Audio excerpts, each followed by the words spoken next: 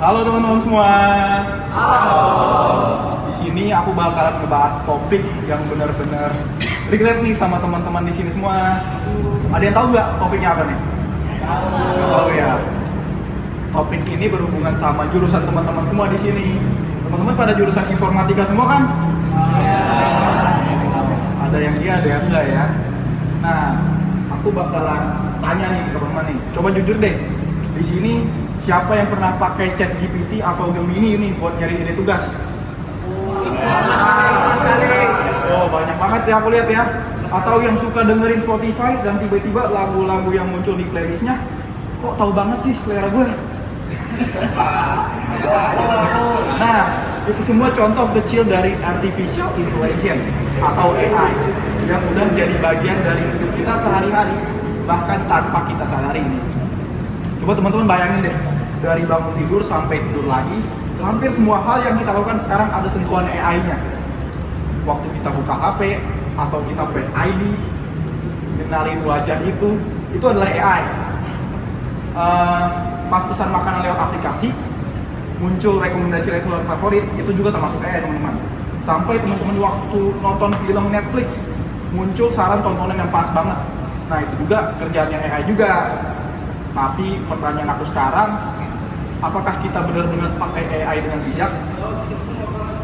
Sekarang banyak banget kasus di dunia kampus, bahkan di sekolah, di mana AI dipakai buat bukan bantu, tapi buat menggantikan usaha manusia.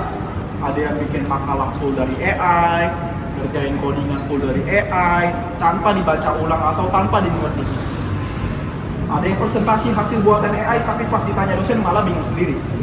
Bahkan ada juga yang pakai buat ngerjain skripsi. Memang sih cara itu praktis, cepat juga, tapi kalau semua diserahkan ke AI, apakah kita masih dibilang benar-benar belajar? Enggak kan? Coba teman-teman renungkan nih, penyalahgunaan AI punya banyak dampak yang negatif.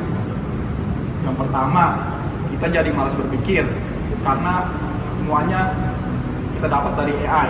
Materi-materinya kita langsung salin tempel, nggak kita pahami dulu, nggak kita baca terlebih dahulu. Padahal tujuan kita buat kuliah itu bukan cuma dapat nilai tinggi, tapi untuk melatih otak kita supaya kita berpikir kritis, supaya kita bisa bekerja dengan apa yang kita latih di kuliah nantinya.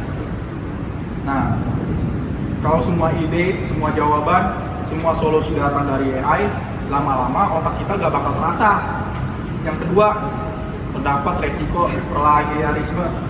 Bayangin aja, kalau tugas kita ternyata hasil salinan dari AI dan ketahuan dosen, bukan cuma nilainya yang bisa nol, tapi kepercayaan kita juga bisa hilang. Kita nggak bakal merasa bangga dengan hal tersebut, karena tahu tugas itu bukan hasil kerja keras kita sendiri. Yang ketiga, kita bisa kehilangan rasa percaya diri. Karena terbiasa dibantu mesin, kita jadi ragu sama kemampuan kita sendiri.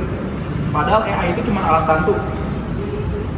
Kalau kita terlalu gantung kepada AI, kita bisa lupa gimana rasanya berusaha, berproses, dan belajar dari kesalahan sendiri. Tapi tenang teman-teman, AI itu nggak selalu buruk. Justru kalau dipakai dengan cara yang benar, kalau teman-teman melatih pola pikir teman-teman dengan AI, atau teman-teman berlatih materi apapun pakai AI dengan benar, AI bisa menjadi teman belajar yang cerdas. Caranya gimana?